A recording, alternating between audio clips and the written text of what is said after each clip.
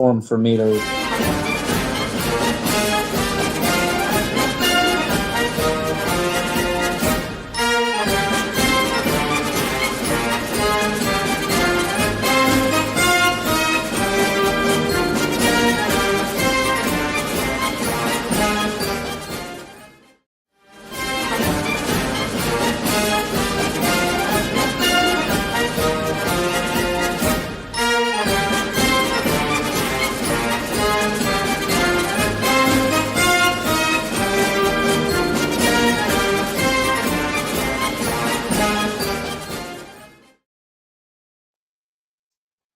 Hey, everybody. I'm Julie Barrett, founder of Conservative Ladies of Washington and Conservative Ladies of America. And I am here with my friend Eric Pratt, also known as Mistral Comet on X. And we just kind of put this live stream idea together at the last minute this morning. Eric was posting some stuff about upcoming 2A bills. And I said, hey, you want to get on and chat about this and share your predictions. And so we are coming at you live today. We are on X, on my personal X account, and YouTube and Facebook. So if you are watching and you have comments or questions, please post those and we'll watch those in real time. Again, we're just kind of spitballing here. We're just reading the tea leaves, as our buddy Bill Kirk over at Washington Gun Law says. So we don't have any hard evidence of any of this. But thanks, Eric, for taking the time out of your day to do this with me today and share your thoughts on what's coming next. We know that Ferguson is not a fan of the Second Amendment. So what do you see? I know we've got a lot of leftovers and we've got a lot of new stuff. So let's start off just maybe with your general thoughts, and then we can dig into specific bills. Yeah, you bet. Well, thanks for putting this on. Happy to be here. I guess this means it's legislation season for us. So we're starting to talk about it and starting to get the machinery working back into the swing of things. I know you and I both are constantly on this stuff. As far as the 2 amendment, boy, we really saw a bloodbath coming out of the 22 and 23 sessions. And there's quite a few leftovers. They did a lot of work, as everybody already knows, a lot of bad work, in my opinion. I don't think anything positive for the Second Amendment came out of the legislative sessions. As we go into 2025 and 26, I think they're going to pick right back up where they left off. And there's a couple of key bills that they sort of left on the table. They put them into, I think they had a couple hearings, public hearings on some of them, and a couple of them made them into exec session at their house of origin, but that was it. But I think as we go into 2025, we'll just see a repeat of these exact same bills. The number one that I think is pretty guaranteed is the ammo tax bill. Coming out of 2023, they had the House Bill 2238, which was, I think, prime sponsored by one of our favorite, Liz Berry, Liz Berry. And it basically tacked on, I think it was an 11-cent tax onto ammunition sales, as it was in the state of Washington, which is sort of interesting because it's my understanding that Seattle, and I've never bought ammo or guns in Seattle, but I believe Seattle has its own ammunition and gun tax. I think it's something like 25. What's that? So I think they have. I don't know if I'm cutting out or if it's. Oh, I hope it's not me. Am I cutting out to you? No. Okay. No. Cutting out on my end, so I don't know what's going on the user side. Well, let me know. You're talking about I'm going to put the bill up on the screen while you talk about it. Oh, okay. This is the 2238, right? And it's funny because Seattle already has a tax like this, well, sort of akin to it. It's been challenged, and it was challenged back in 2015, and it made it through the court challenges. So I'm pretty sure this one's been tested, and I think, if I were to bet money, I would probably bet quite a bit that this one we're going to pass. Unfortunately. And so, I mean, I would imagine this will affect retail sales at the box stores outside the state or throughout the state, as well as any online sales coming into the state. So it looked pretty straightforward. Is that 2238, right? Yeah, Yep. that's by Barry and Bateman. A lot of the names we're familiar with on sort of anti-Second Amendment legislation. I think it'll be back. What's interesting to point out about how they word these bills, you know, the first section starts out, gun violence remains a persistent health and safety threat for people Right. across the state. In Washington, a person is killed by a firearm every 14 hours, and nearly half of all suicides are from firearms. So I'm curious, I don't recall. They don't have an emergency provision on this. So had it passed out of the 2024 session, it would have taken effect on January 1. So that kind of surprises me based on the language of the bill that they didn't put an emergency clause, which for people watching, the emergency clause of a bill makes it effective upon signing by the governor. And you can't repeal it either. You can't run a referendum or anything against it. Yep. Yeah, they certainly, you'd think if they were taking this seriously, and as that opening paragraph states, that they would be an emergency. But right. It's not. They're just going to use it to collect money to waste, very most likely. But I think it's very likely that it'll pass. I don't know what would stop it. I think that coming out of the election, they'll have the political capital and the time between this election and the midterms to do as they please. Yeah. I don't think it would be surprising at all to see that one come out. And the funny thing about it is it will be, the people that will support it, it won't affect them necessarily. It's only people like us that purchase ammunition and firearms and things like that exercise our Second Amendment rights on a regular basis through training, and which keeps us safer. They're basically going to tax that. So I think it'll get a pretty decent amount of public support. It has to make you wonder what the increase in ammo theft would become. Oh yeah, that's a good point. Because we know that the people that are creating the so-called gun violence are not your law-abiding citizens. So sure, it's all very backward, nonsensical thinking. I agree. It's not going to solve any issues with illegal gun violence, criminal use of guns. Simply going to affect a law-abiding citizen. Right. But that's nothing new for us. Right. So I think that's going to be the number one. I think that's going to be a number one to come in, and we'll see that rise its ugly head again. The second one that we didn't see come out of the 2022-23 sessions was the permit to purchase.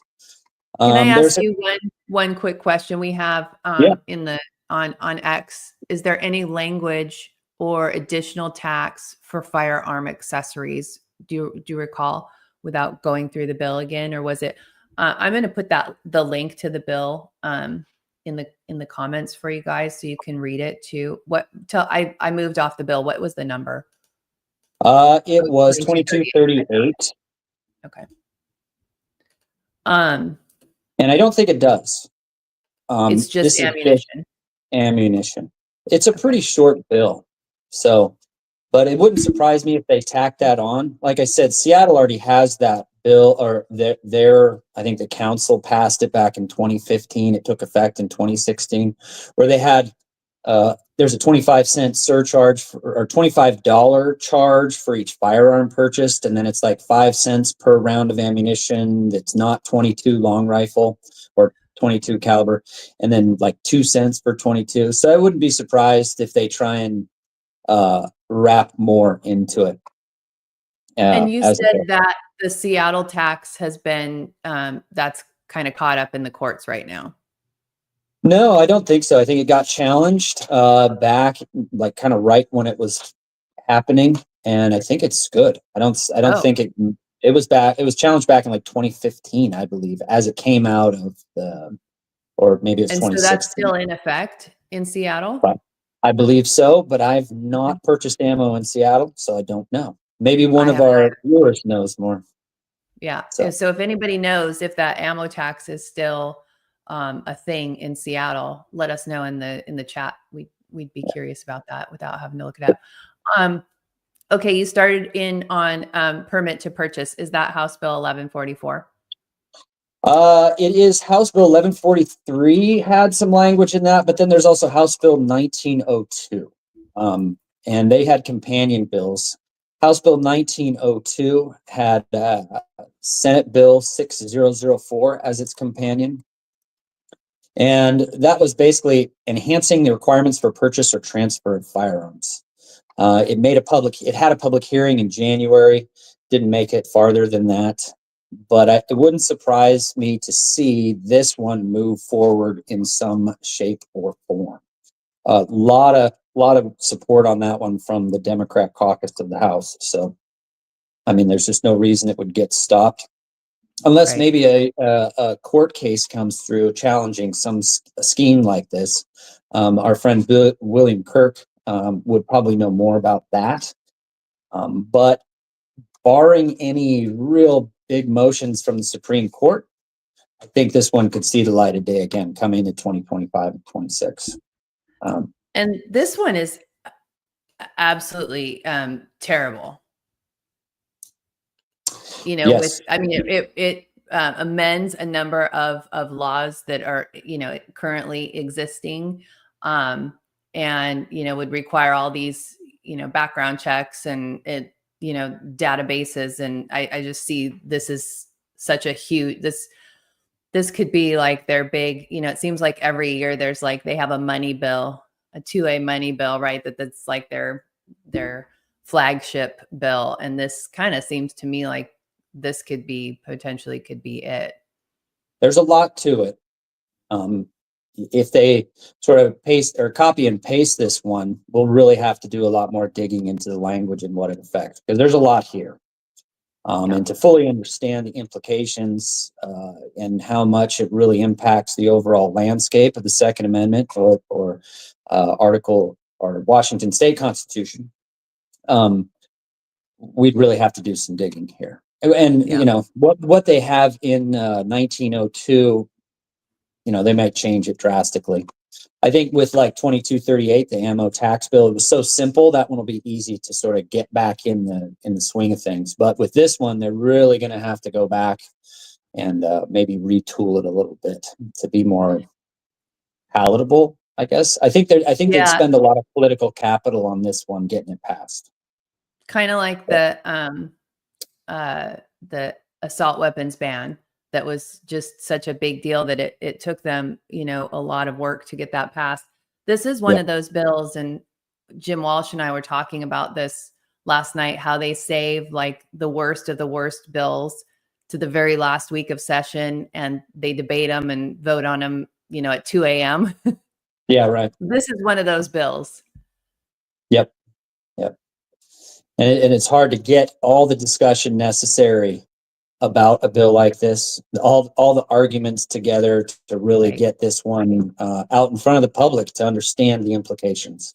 Right. So I think this will be one to watch for us and really get the information out there to the public so we can understand it. But I think a permit to purchase scheme is definitely on the wish list of the Democrats going into 2025, 26. Yeah. Like I said, unless a court case or something Right. stops it, that they'll have to retool things. This is right up their alley. I think they're feeling very emboldened. I think Ferguson and I think they're ready to go get it. And, they've packaged, gun violence so much that they've scared citizens about firearms that I think they could get most of the citizens of Washington on board with this. So this will be a fight. Yeah, agreed. This one's going to be tough to get through. Yeah. But I think, and we'll know more once filing starts happening and we actually start to see what they bring to the table. Just how rotten what it is they're serving. So yeah, I think it'll be good to be armed with the information out of this one, armed with any court cases that come out. So and understanding the landscape as it is. But I really do believe, this will also kind of come into play with another one that didn't pass out of it. And I don't know how likely this is, but they could maybe tack it or wrap it up into something like this bill, and that's a permit or a purchase limit on firearms. I know there's been some challenges that have occurred in other states. I think most notably California. Again, not my wheelhouse, so I won't go into the legal aspects of that, but that was House Bill 2054. I don't think 2054 or something like it is as likely, but it's possible and sort of along the same lines as this. So I don't know if you remember that. So I'll just read the brief summary of the bill is actually very brief. It's only one sentence. So it prohibits firearms dealers from delivering more than one firearm to a purchaser or transferee within any 30-day period, subject to various exceptions. So basically they're telling you, how often you can practice your constitutional right to bear arms. Yeah. I mean, they want to tell you how to live. I know we both hear this all the time from people that aren't really engaged at the level we are, and they'll hear about a bill like this and they'll say, well, that's unconstitutional. They can't do that. And I think people would, if they paid attention to what the legislature is doing, they would be amazed at the percentage of bills that are passed out of Olympia that are not in alignment with the Constitution. Sure. So the Democrats do not care if a bill is constitutional or not. No, because it's very difficult to challenge it in Washington state and then to take it all the way.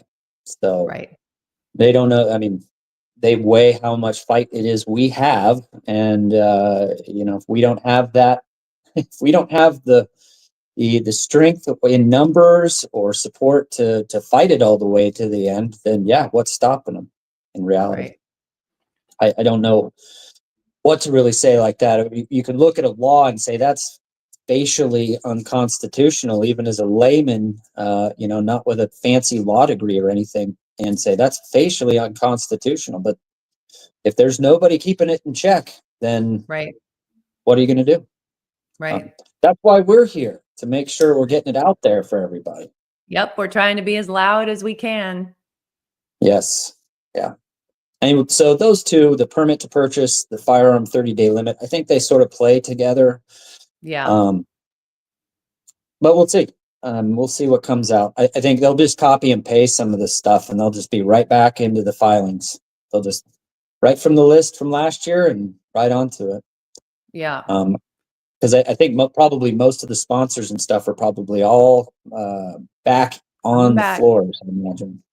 Or they've been replaced by someone even more left, as in Seattle with Sean Scott. I forget what district that was. Was it 46?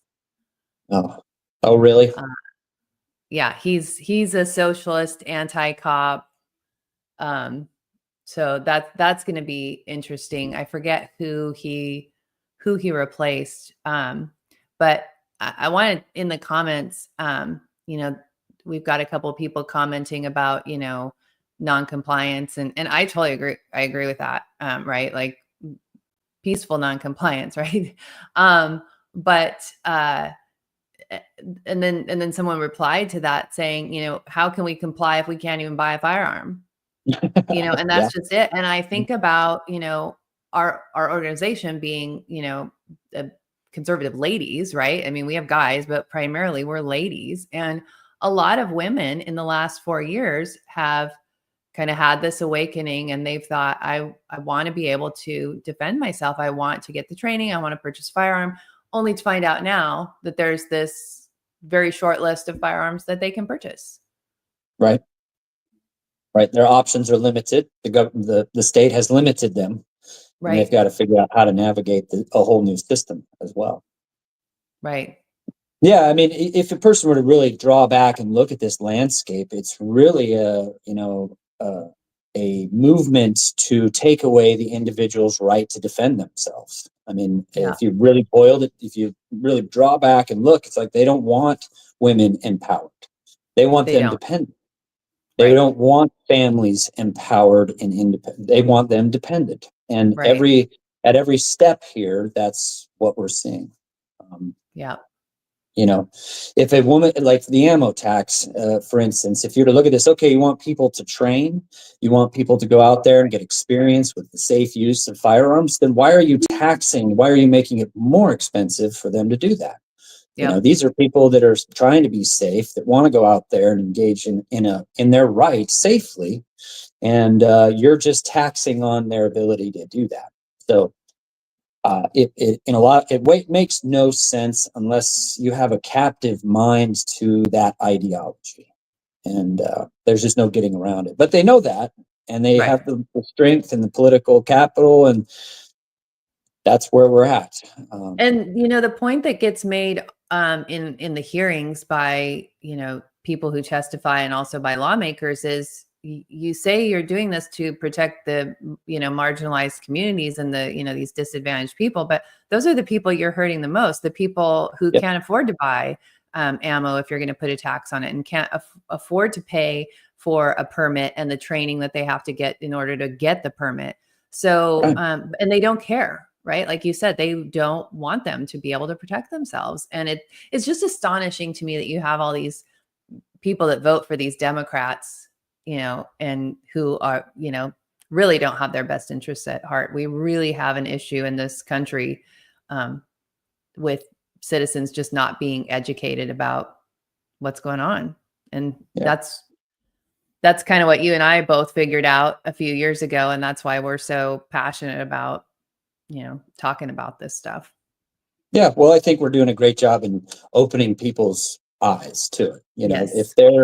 If they're sort of stuck in the windows that they've been used to looking out of, we're trying to open it a little bigger so they can get a broader view of these issues and really see what appears to be a good, what they might think is a good is actually not.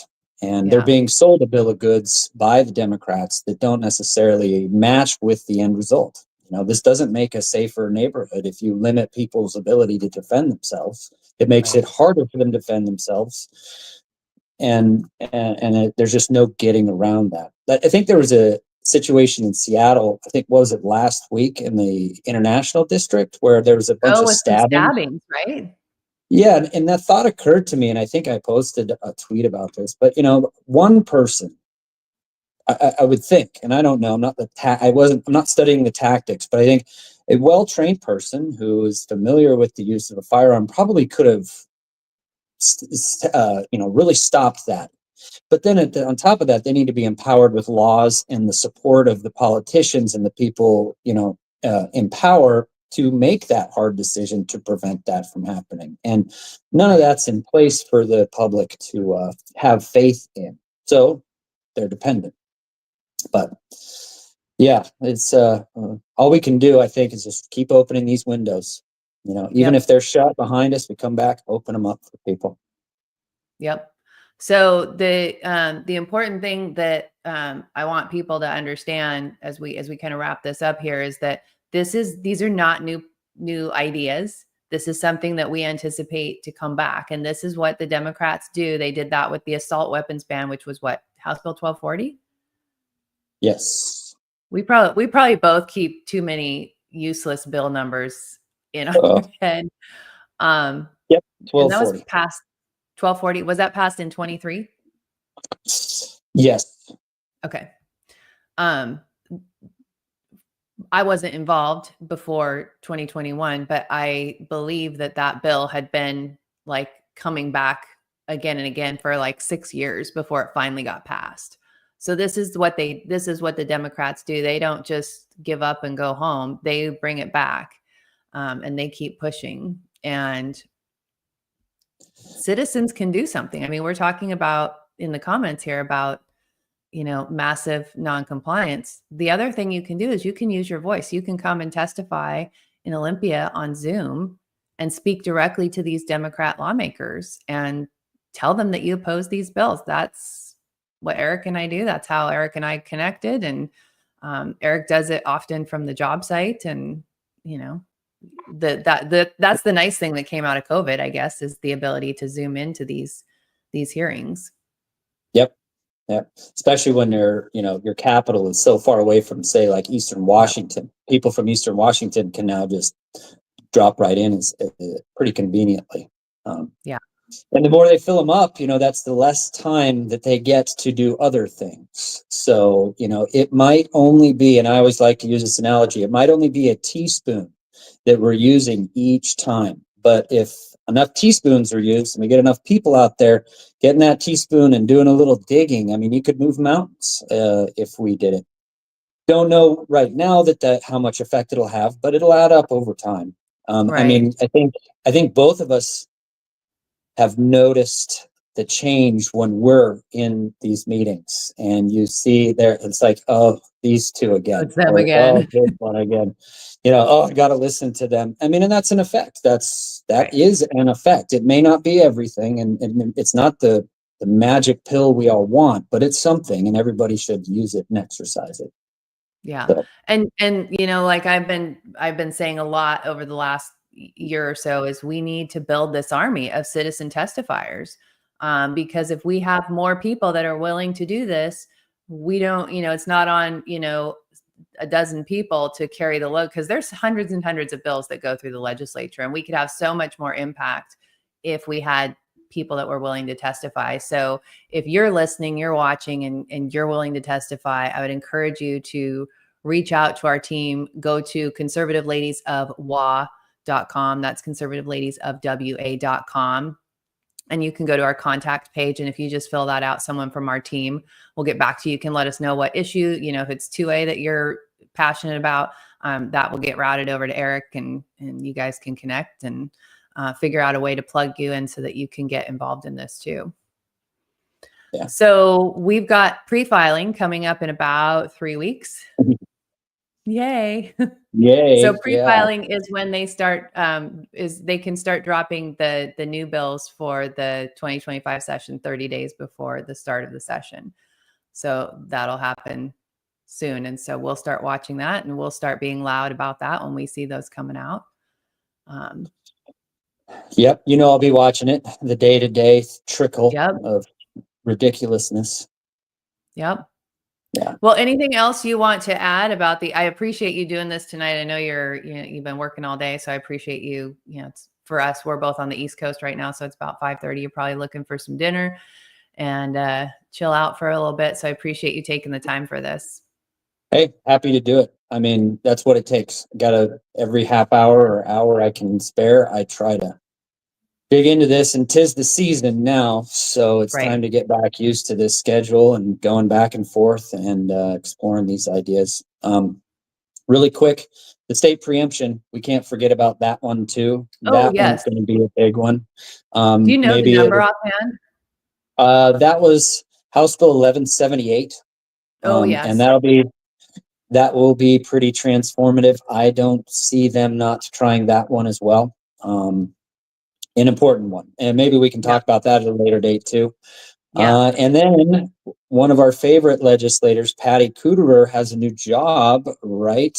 And she had a bill last session requiring residential insurance to have firearms or coverage for accidental discharge and negligent discharge, and that was SB 5963. So I think we could see some insurance legislation coming through that also impacts every gun owner, not just the ones on the right, but the ones on the left. And that's one of the ones we could really see and say, hey, this affects you. You may not be a hardcore Republican or any of that, but if you own a firearm, this is coming out of your pocket. And anyway. So do you recall on that insurance bill, do you recall was that like a blanket policy, or was it like per firearm?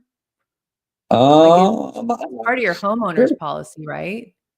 Yeah, I think it was targeting your homeowner's policy. And it seems like, and I can't recall perfectly, but it seemed like there was some question as to whether or not that was permissible in Washington state, Right. according to the WACs of the insurance commissioning or something like that. Again, a little far out of my wheelhouse, but I Right. think there was some problems there because there's something about that, the insurance and how things play. Not my wheelhouse. I won't go down that rabbit hole, but I think it's worth watching the legislation to make sure Yeah. that we're aware of what's coming through the pipe so that we can get that into the person who does understand these things so we can get armed and fight back against it. So, Yep. Yeah, that'll be yeah. a big one for sure. Yeah, well, Yeah. we can after the pre-filing starts, when we've got a couple of these bills that we see pop up, let's do this again and kind of go through it in a little bit more detail so people know what's coming. And one of the things that the legislature likes to do with these bills is stack them all so that they're at the same time. And as Eric mentioned earlier, they usually have companion bills. So there's a identical bill in the other chamber. So what we've seen them do the last few years is they will stack, 6 2A bills in the same hearing at the same time in both chambers. So you can't possibly be in both places at once. You can't testify on all the bills. They do this with abortion bills and, the transgender stuff too. So it's kind of a tactic that they use to make it difficult for activists and citizens to, speak up. So Yeah. Hey, well, so we'll they're need a lot of strategizing. people to be testifying in those committees. Yeah. Well, I think we got an uphill battle for sure because we don't have Yeah. enough people. I mean, Right. I think this insurance, sort of an aside here, this insurance bill is one of those places where two things cross: the Second Amendment and insurance law. And for somebody like me, I'm a lay person in some of the laws and things like that. You can understand a lot, but really understanding the impacts and what other things affects it is where I tend to fall short. So if we find somebody who has a specialty in insurance law, and then somebody who has a specialty in Second Amendment sort of interests, getting us together to work in a realistic way on a bill like this, I think is something we need to focus on too. Like, because I could come at this bill and say I don't want it out of the Second Amendment, but I don't know what that means from the insurance standpoint. So tempering me to make sure I'm doing the right thing as a Second Amendment activist is something important. Right. And could insurance companies potentially say, we don't want to insure, homeowners that have firearms? I think that's maybe a concern as well. Yeah, that would be good to have somebody who knows that insurance law about that to take a look. Yeah. We're Well, in awesome. for a This lot has of fun. been, yeah. Well, I appreciate you. And thanks everybody for watching. Again, please consider getting involved. I know it was kind of a brutal election in Washington, but there is something citizens can do, and you can be the resistance, and you can fight back and slow and frustrate the legislative process. And in doing that, might stop some really bad bills. So Indeed. let's do it. So thanks everyone for joining us. And did you want to say something else, Eric? No, just thank you everybody for showing up, and I look forward to seeing everybody out there. So, yeah. Me too. See you guys again soon. Bye, Julie.